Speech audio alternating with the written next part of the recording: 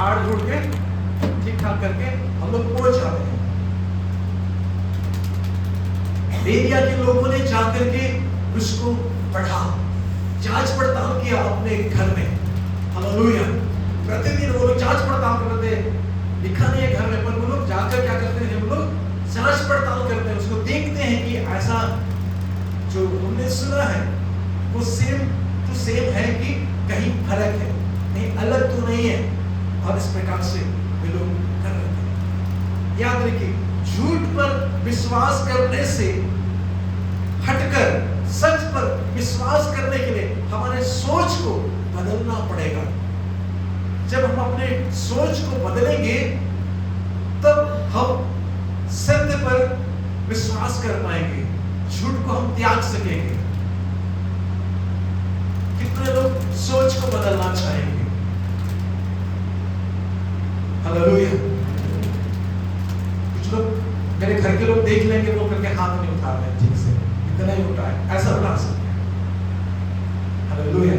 हाथ उठाना है तो कम से कम सिर से ऊपर जाना चाहिए, नहीं तो वो कान खुजाने के लिए हाथ उठा रहे। एक बार ऐसे ही हुआ तो टीचर ने बोला हाँ खड़े हो जाओ।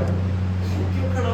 हाथ ही नहीं उठाया था, लेकिन लोगों ने क्या बोला, देखा उनको लगा कि हाथ उठाया। इसलिए हम वो ऐसा नहीं चाहते हैं कि आपको मतलब हम यानी कि लोगों के सामने आपको शर्मिंदा करें, इसलिए आपको हाथ उठाना हो तो आप ऐसा हाथ उठा लेंगे, ठीक है? नहीं तो हमको लगेगा कि कान खुजा रहे हैं, क्या कर रहे हैं, तो हम आपसे बात कर पाएंगे। हालेलुया। तो हमारे सोच को झूठ पर विश्वास करने से मुड़कर सच पर विश्वास करने की ओर ले जाना होगा। हम अपना विश्वास को सच पर रखें। हालेलुया। परमेश्वर की आज्ञा के बारे में एक जगह ऐसा लिखा हुआ है, फिर तो काम हम लोग देख रहे थे ना, 17 अध्याय वही बचा है, उसे अध्याय आप सब निकाल सकते हैं बालों खुशी से। और उसका हम लोग यहाँ पर 30 पद को पढ़ेंगे।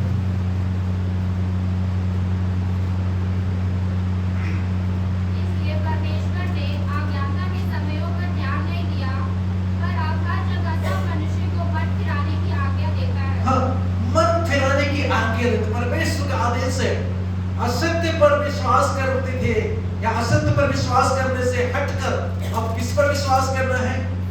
सत्य पर। मन को लौटाना है, ठीक है? परमेश्वर को लौट आओ। किसके तरफ लौटना है? सत्य के तरफ, परमेश्वर के तरफ। हम अपना मन सच्चाई को लगाएं और इस बदलाव को ही पश्चाताप कहते हैं। इस बदलाव को क्या कहते हैं? पश्चाताप कहते हैं।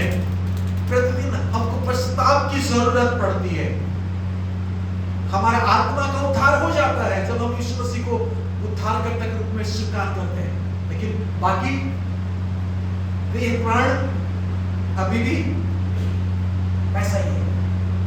तो प्रतिदिन मन फिराने की जरूरत है। हालेलुया। प्रेरितों के काम में अक्सर हम पढ़ेंगे तो इसको प्रचार किया गया, वहां पर कहा मन फिराओ, परमेश्वर की तरफ लोग लौटे, मन फिराए। जब हम परमेश्वर वचन को पढ़ते हैं, पवित्र आत्मा की आवाज को सुनते हैं। आप परमेश्वर वचन को पढ़ेंगे तो पवित्र आत्मा की आवाज को आप सुनेंगे और तभी आप क्या कर सकेंगे? पश्चाताप कर सकेंगे। हालेलुया। क्योंकि पवित्र आत्मा ही मनुष्य को पाप के बारे में, धार्मिकता के बारे में और न्याय के बारे में अवगत कराता है, वही उनको कायल करता है। तो मसीही जीवन जीना, सच्चाई का ज्ञान को बढ़ाना, असत्य से छुटकारा पाना या शैतान के झूठ से छुटकारा पाना एक निरंतर चलने वाली प्रक्रिया है। यह लगातार चलती रहती है। परमेश्वर जानता है कि क्या हम अपने मसीही जीवन में उन्हें और अधिक जानने के लिए तैयार हैं? क्या हम उसको जानने के लिए गंभीर हैं? इस बात को परमेश्वर जानता है। हालेलुया। अब जब आप परमेश्वर को जानना चाहेंगे तो वो परमेश्वर को पता है। आप परमेश्वर को जितना जानते हैं उतना ही रहना चाहते हैं, वो भी परमेश्वर को पता है।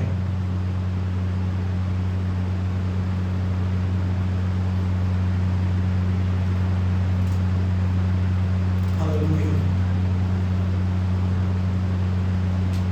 अब एक सवाल उठता है, कौन सा कदम उठाए विश्वास के लिए? कौन सा कदम सच्चा विश्वास के लिए कौन सा कदम है? हम सब जानते हैं, मैं ईश्वर दिलाना चाहूंगा यीशु को अपने जीवन का प्रभु और उद्धारकर्ता के रूप में पूरी तरह से अपनाना। यीशु मसीह को अपने जीवन का प्रभु और उद्धारकर्ता के रूप में उसको पूरी रीति से अपनाना। हालेलुया। हम पढ़ेंगे लूका का सुसमाचार, उसका 6 अध्याय और 40 पद। लूका का सुसमाचार उसका 6वां अध्याय और 40 पद। यहाँ पर बहुत ही अच्छी रीति से आप सुने, पढ़ें, देखें प्रभु क्या कहता है।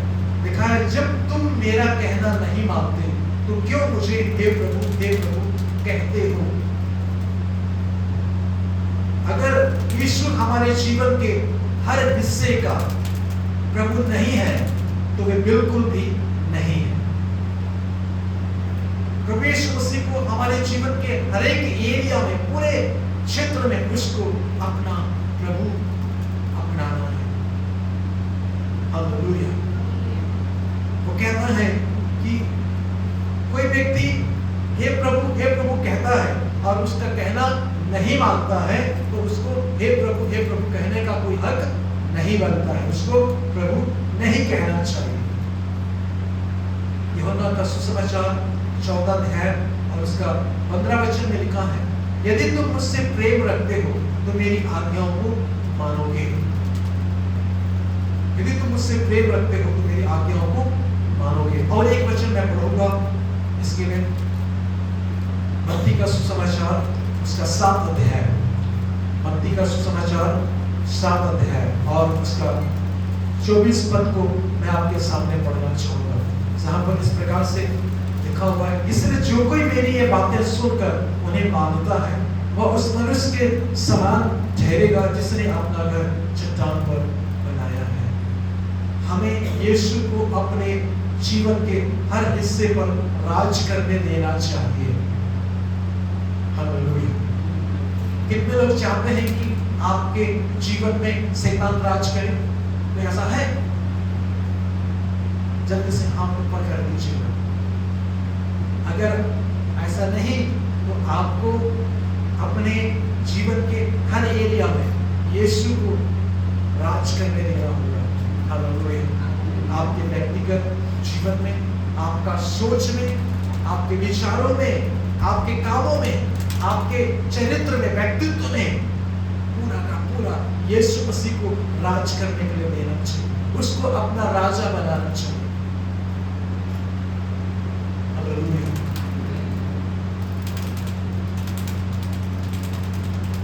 यीशु मसीह को अपना राजा चुने, अपना बोस चुने, उन्हें अपना मार्गदर्शन करने दें। सच्चा विश्वास का जो कदम है वो ये है कि हम यीशु मसीह को अपने जीवन के हर एक क्षेत्र में अपना प्रभु, अपना उद्धारकर्ता के रूप में उसको अपनाएं। और दूसरी बात है कि हम परमेश्वर के वचन में, यीशु मसीह के वचन में अधिक से अधिक बने रहें, हम उसके वचन में बने रहें। हालेलुया। क्योंकि यूहन्ना का सुसमाचार और उसका 15 अध्याय का 7 पद में प्रभु यीशु मसीह ने कहा, यदि तुम मुझ में बने रहो और मेरा वचन तुम में बना रहे तो जो चाहो मांगो और वह तुम्हारे लिए हो जाएगा। हम यीशु मसीह में बने रहेंगे तब यीशु मसीह हमें बना रहेगा और हम जो चाहेंगे वो होगा। हालेलुया। हम इस समय पढ़ेंगे कुलुस्सियों की पत्री और 3 अध्याय इसका 16 पद, कुलोस्सी की पत्री 3 अध्याय उसका 16 पद, जहाँ पर इस प्रकार से परमेश्वर का वचन हम लोग पढ़ते हैं। तो लिखा है, मसीह के वचन को अपने हृदय में अधिकार से बसने दो और सिद्ध ज्ञान सहित एक दूसरे को सिखाओ और चिताओ और अपने अपने मन में अनुग्रह के साथ परमेश्वर के लिए भजन और स्तुति गान और आत्मिक गीत गाओ। मसीह के वचन को क्या अधिकार से बसने देना है हमारे हृदय में। हालेलुया। जितना ज्यादा हम परमेश्वर के वचन को अपने अंदर में फंसा सकते हैं उतना हम फंसाएं। भजन संहिता हम 119 निकालें और उसका 9 से 11 तक यहाँ पर इस प्रकार से लिखा हुआ है, जवान अपनी चाल को किस उपाय से शुद्ध रखे, तेरे वचन के अनुसार सावधान रहने से। मैं पूरे मन से तेरी खोज में लगा हूँ, मुझे तेरी आज्ञाओं की बाट से भटकने ना दे। मैंने तेरे वचन को अपने हृदय में रख छोड़ा है कि तेरे विरुद्ध पाप न करूं। हालेलुया।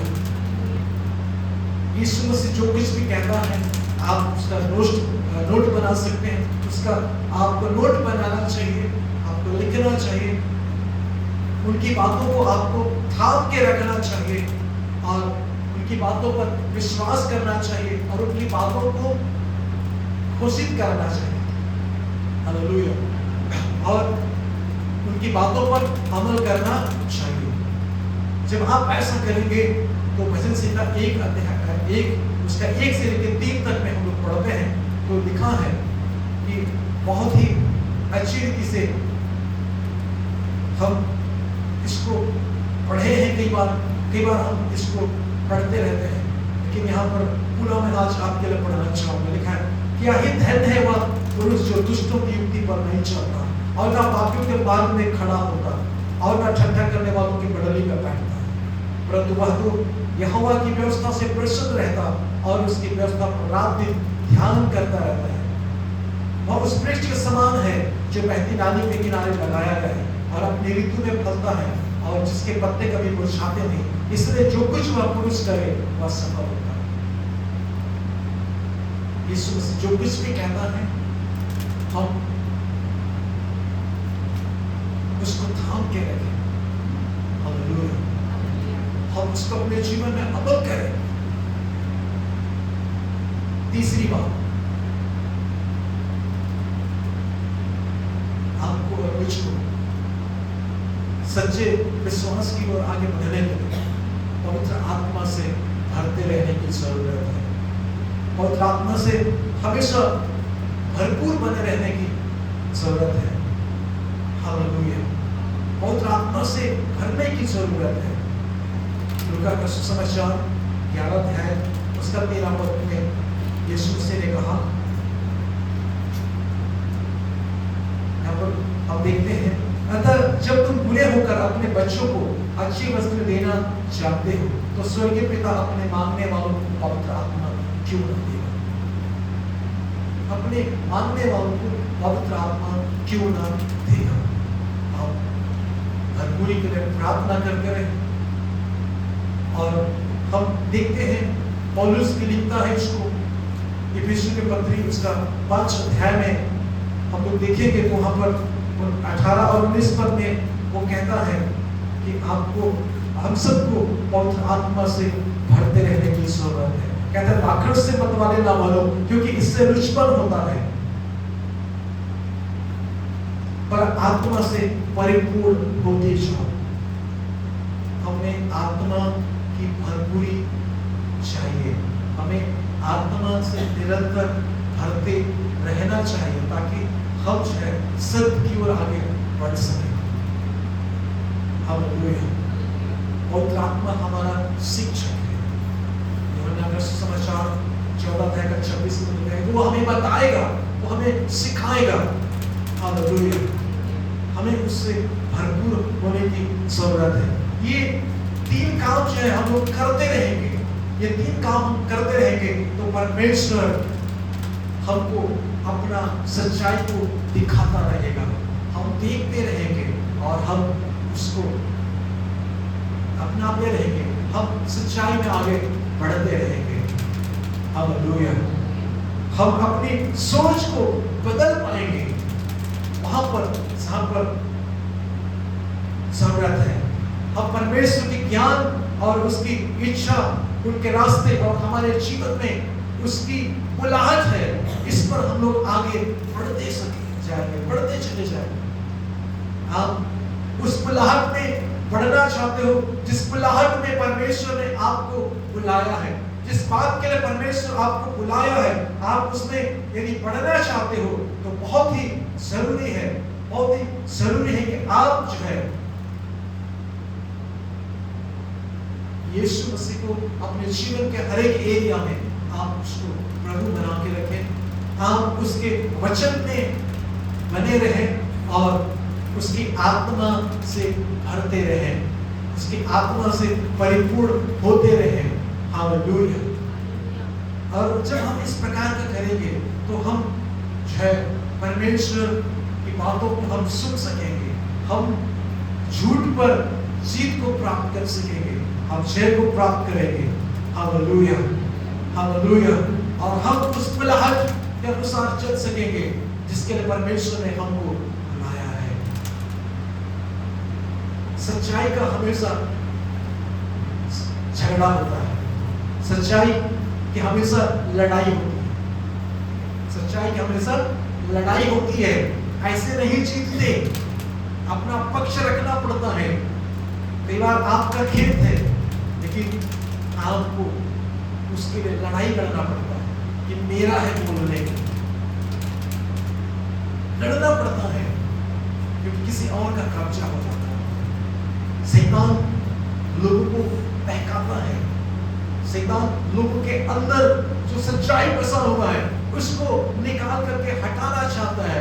और इसका वर्णन अगर सबसे पहले हम लोग देखेंगे तो उत्पत्ति की किताब उसका 3रा अध्याय में लिखा हुआ है। यहाँ पर हम देखते हैं एक सच्चाई की लड़ाई हो रही है, यहाँ पर एक लड़ाई होती हुई आप देख सकते हैं, एक लड़ाई होते हुए आप देख सकते हैं। क्या यहोवा परमेश्वर ने जितने बनैले पशु बनाए थे उन सब में सर्वधूत था। उसने स्त्री से कहा, क्या सच है कि परमेश्वर ने कहा तुम इस वाटिका के किसी वृक्ष का फल ना खाना?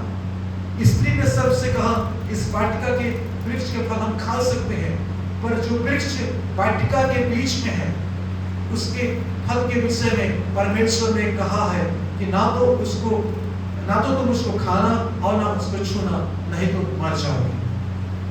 तब सर्प ने स्त्री से कहा, तुम निश्चय न मरोगे। परमेश्वर आप जानता है कि जिस दिन तुम उसका फल खाओगे उसी दिन तुम्हारी आंखें खुल जाएगी और तुम भले बुरे का ज्ञान पाकर परमेश्वर के तुल्य हो जाओगे। यहाँ पर 3 बातें जो आपको मुझको ध्यान देना चाहिए आज के इस दिन में।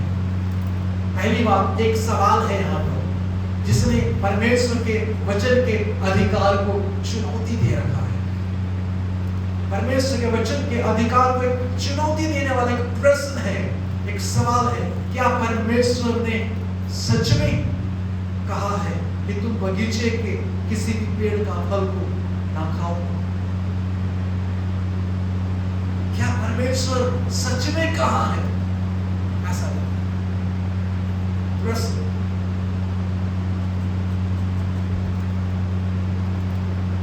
ये परमेश्वर के वचन के अधिकार का चुनौती दे रहा है।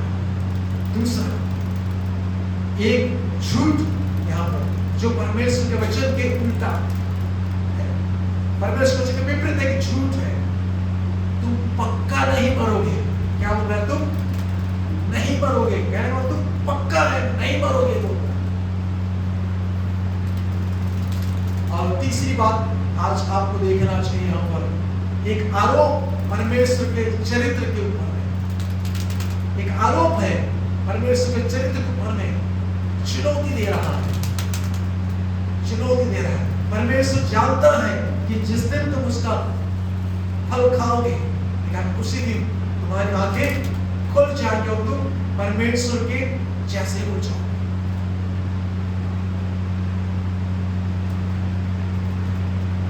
एक आरोप कि परमेश्वर तुम्हें फल खाने के लिए मना किया है, क्योंकि तुम इस फल को खाओगे उस दिन तुम किसके जैसे हो जाओगे? परमेश्वर के जैसे हो जाओगे। शैतान यहाँ पर कह रहा है, ये एक बहुत बड़ा धोखा है, एक बहुत बड़ा झूठ है जो अदन की वाटिका में शैतान ने परोसा। झूठ का पिता शैतान है, झूठ का स्रोत उसके जीवन में हम लोग देखते हैं। कितने लोग सत्य को लेना चाहते हैं, कितने लोग झूठ को नकारना चाहते हैं, झूठ को कितने लोग नकारना चाहते हैं। इस समय वर्तमान में कई बड़े धोखे हैं जो मसीह की देह यानी कलीसिया को प्रभावित कर रहे हैं। कई बड़े धोखे आज कलीसिया को प्रभावित कर रहे हैं। उसमें से आपका यौन संबंध है, यौन व्यवहार है।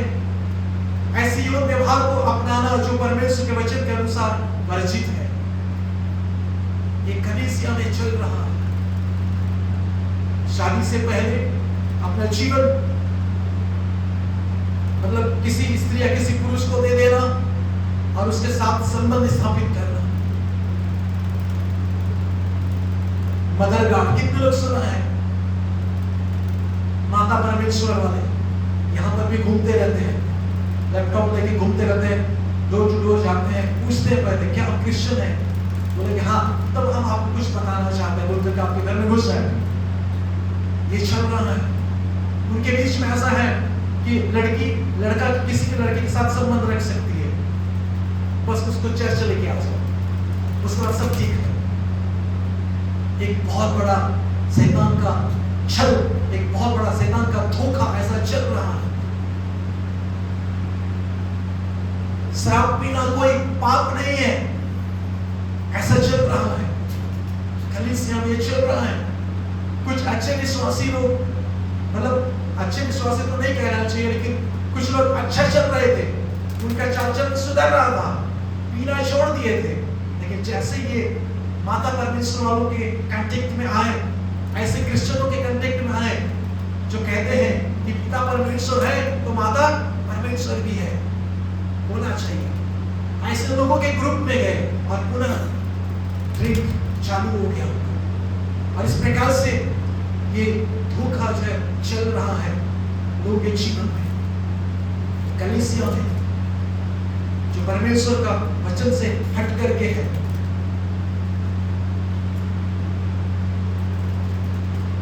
मेरे प्यारे भाई बहनों, जो सदोम और गमोरा में चल रहा था, वही आज बहुत से स्थानों में देखने को मिल रहा है।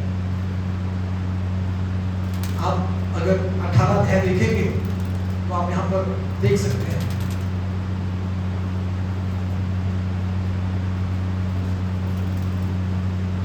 यहाँ पर सदोम और गमोरा की चिंगार पड़ गई थी, उनका पाप बहुत भारी हो गया था।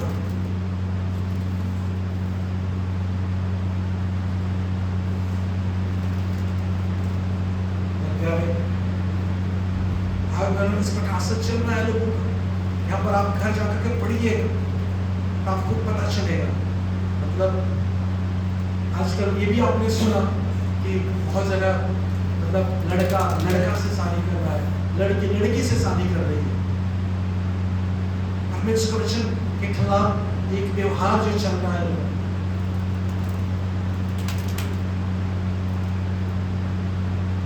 अब पढ़ेंगे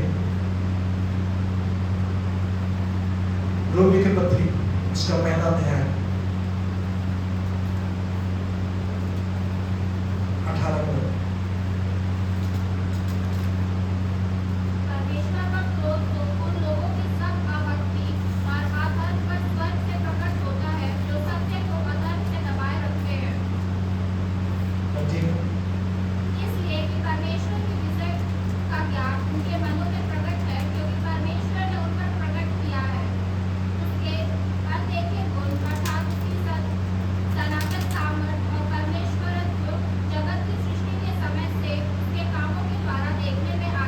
24 पद से।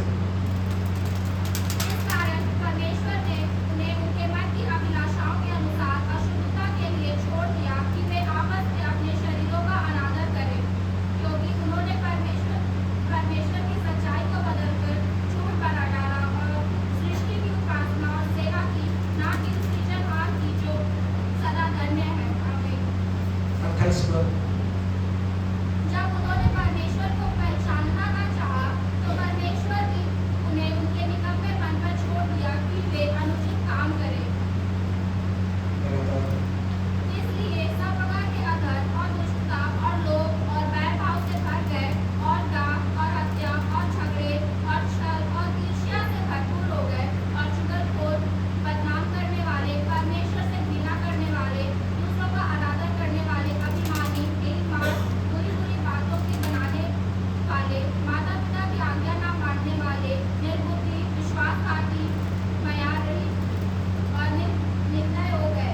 वे तो परमेश्वर की यह विधि जानते हैं कि ऐसे काम करने वाले मृत्यु के दंड के योग्य हैं, तो भी न केवल आप ही ऐसे काम करते हैं, वरन करने वालों से प्रसन्न भी होते हैं। हम लोग यहाँ पर देख पाते हैं इस प्रकार से जो लोगों के जीवन में चल रहा है। आज लोगों के जीवन में इस प्रकार की शिक्षाएं चल रही है कि मतलब यही दुनिया में स्वर्ग है, यही दुनिया में क्या है? स्वर्ग है। सब लोग स्वर्ग नहीं जाएंगे। प्रकाशित वाक्य में लिखा है 1,44,000। बाकी लोग इसी धरती पर है, चल रहा है। यहोवा विटनेस कर रहा है कि यीशु मनुष्य है, वो परमेश्वर की रचना है, चल रहा है। हम यहीं पे रहेंगे और कुछ आप देखेंगे तो इस पृथ्वी पर चल रहा है, उसको आप देख सकते हैं। जो लोग आज ऐसा बोल रहे हैं, कर रहे हैं कि नरक नाम की कोई चीज नहीं है, नरक नाम की कोई चीज नहीं है, और हमें नरक से बचने के लिए कुछ करने की जरूरत नहीं है। सबका उद्धार है, सब लोग क्या किए जाएंगे? बचाए जाएंगे। इस प्रकार का चल रहा है। प्यारे भाई बहनों, कुछ लोगों का कहना है परमेश्वर इतना ज्यादा प्यार करता है कि उसे अपना पुत्र दे दिया तो आपको नरक जाने देगा। नहीं, आप नरक नहीं जाओगे। इस प्रकार का लोग बात कर रहे हैं,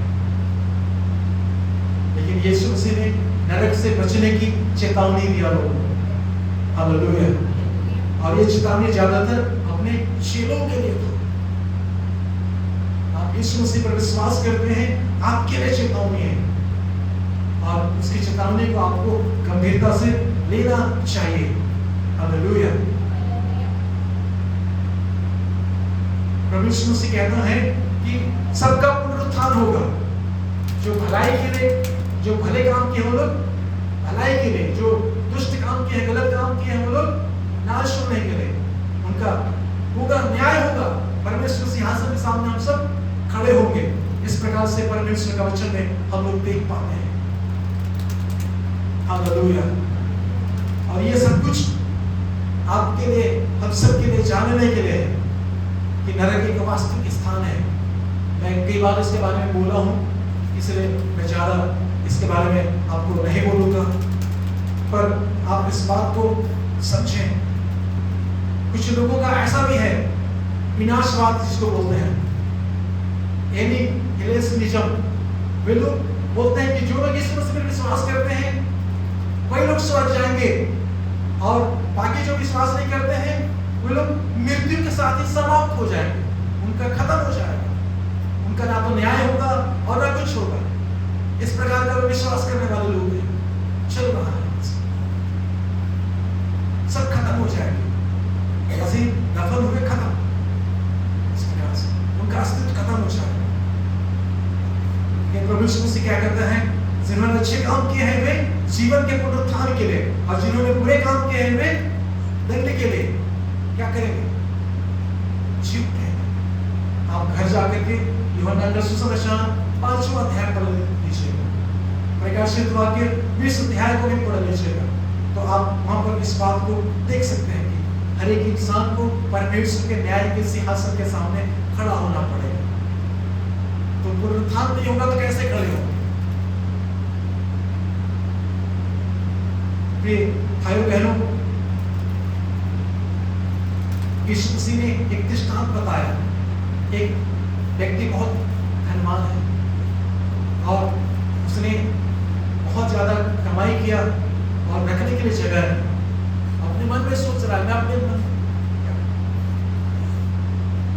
मतलब बहुत बड़ा वहां पर रखने का एरिया बनाऊंगा और कहूंगा खाओ पियो मस्त रहो, सोच रहा है। उसी समय उसे कहा गया, परमेश्वर कहता है कि हे मूर्ख, आज रात को तेरा प्राण ले लिया जाएगा।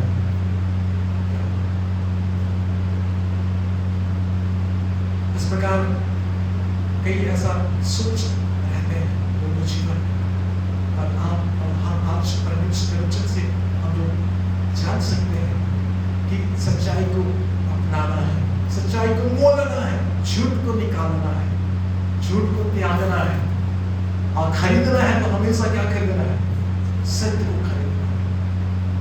हालेलुया। चाहे आपका रिश्तेदार हो या कोई भी हो, कंप्रोमाइज नहीं हो सकता, कोई समझौता नहीं। बहुत सारे लोग झूठ के साथ में समझौता कर लेते हैं, लेकिन ऐसा नहीं होना चाहिए। और लोग पढ़ेंगे 2 Corinthians 13 अध्याय, उसका 2 Corinthians 13 अध्याय उसका लिखा है, क्योंकि हम सत्य के विरोध में कुछ नहीं कर सकते, पर सत्य के लिए ही कर सकते हैं। हम सत्य के विरोध में कुछ नहीं कर सकते, पर हम सत्य के लिए कर सकते हैं। पड़ोसी को बोलिए, इस वचन को पढ़ के सुनाइए अपने सब लोग एक दूसरे की तरफ में देखते हैं।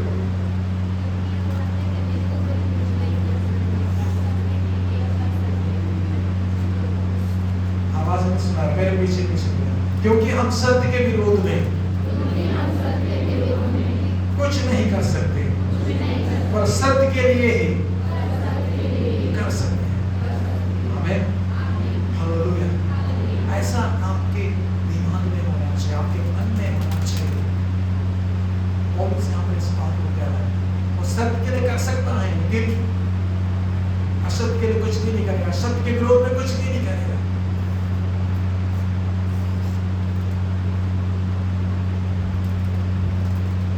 बहुत सारे लोग छिड़काव का बपतिस्मा लेते हैं और मुझे बुलाते हैं, आप आइए पार्टी में।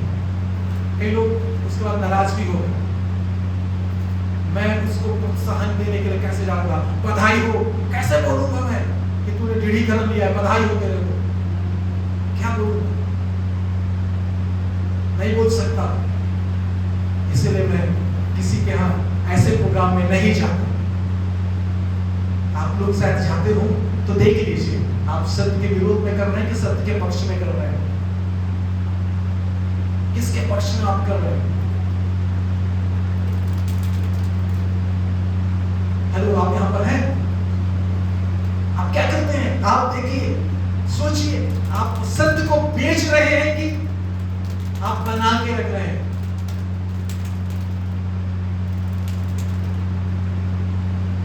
प्रिय विश्वासियों,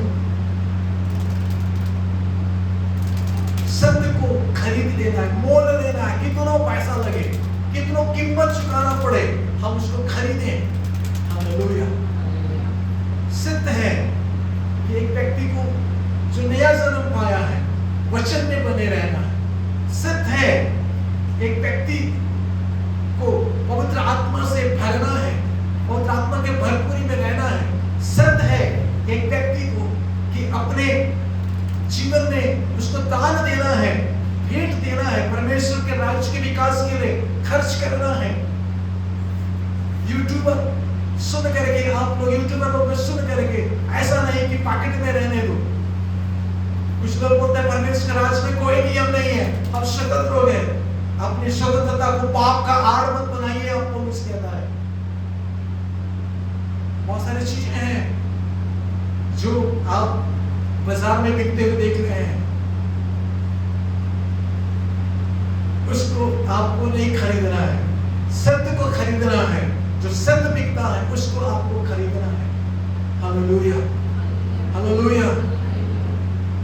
प्रिय भाइयों बहनों, परमेश्वर का वचन इस बात को स्पष्ट रीति से कहता है। आप उसको ढूंढिए, बाइबल में खोजिए, नहीं मिलता डिस्कस कीजिए, बातचीत करिए।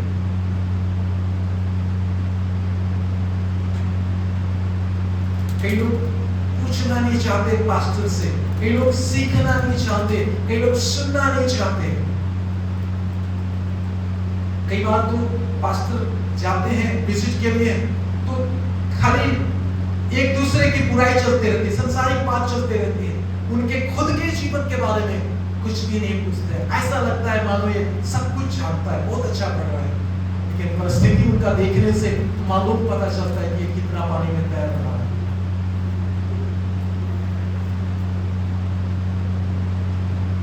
आपको मुझको जांच पड़ताल करते रहना चाहिए परमेश्वर के वचन से। हालेलुया। और सच्चाई को बचा के रखना चाहिए, उसको संभाल के रखना चाहिए, उसकी रक्षा करना चाहिए।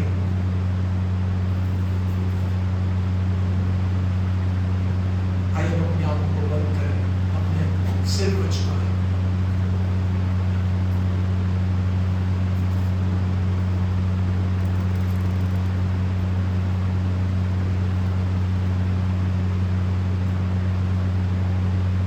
बाइबल कहती है कि हर एक विश्वासी को पवित्र आत्मा की आवश्यकता नहीं उन दिनों में। पहली शताब्दी की करीब समय जब प्रेरित लोगों के साथ थे, उस समय भी उनको पवित्र आत्मा से भरने की कितना जरूरी था। आज आपके लिए, हम सब के लिए उतना ही जरूरी है। इस सच्चाई को आपको मोल लेने की जरूरत है। आपको पवित्र आत्मा से भरपूर रहने की जरूरत है। आपको पवित्र आत्मा की अगुवाई में चलने की जरूरत है। आपके अंदर में पवित्र आत्मा की भरपूर की जरूरत है, ताकि आप पूरी रीति से आप सच्चाई पर विश्वास कर सकें और सच्चे विश्वास में आप आगे बढ़ सकें। प्रभु से प्रार्थना करें कि परमेश्वर, मुझे पवित्र आत्मा की जरूरत है, मुझे भी पवित्र आत्मा की भरपूरी की जरूरत है। ऐसा ना बोले कि मैंने विश्वास किया उसी समय मुझे पवित्र आत्मा मिल गया। आपको हाँ उस समय पवित्र आत्मा मिला, पर आपको भरपूरी चाहिए। और इसीलिए यीशु मसीह कहता है कि मांगने वालों को पिता पवित्र आत्मा देता है। आपको मांगना है भरने के लिए। यीशु मसीह ने कहा, यदि कोई प्यासा हो तो मेरे पास आकर पिए, जैसा पवित्र शास्त्र में आया है, जो कोई विश्वास करेगा उसके हृदय में से जीवन की जल की नदी बहने लगेगी। आपको प्रार्थना में मांगना है पवित्र आत्मा के वरदानों के लिए। बाइबल बताती है कोरिन्थियों की कलीसिया में वरदानों की घटी नहीं थी, सब प्रकार का वरदान था वहां पर, सब लोग वरदान से भरे हुए लोग थे। तो आज आप और हम क्यों पीछे? ये आपके लिए, हम सबके लिए है। आज हम उस आत्मा से भरे और उस आत्मा के वरदान से हम लोग भरपूर हो जाए, ताकि हम एक अच्छे गवाह बन सकें। हम अपने जीवन के द्वारा हम गवाही दे सकें। हम सब मिनिस्ट्री में हैं, हर एक विश्वासी फुल टाइम मिनिस्टर है। इस बात को आपको स्वीकार करना होगा। ये सत्य है कि विश्वासियों को भी सुसमाचार को बांटना है। ये सत्य को आप बेचिए मत। ये मत बोलिए कि केवल पास्टर का काम है गवाही देना, केवल पास्टर का काम है आत्माओं को जीतने के लिए, केवल उसका काम है मध्यस्थता की प्रार्थना करना, केवल उसका काम है लोगों को सिखाना।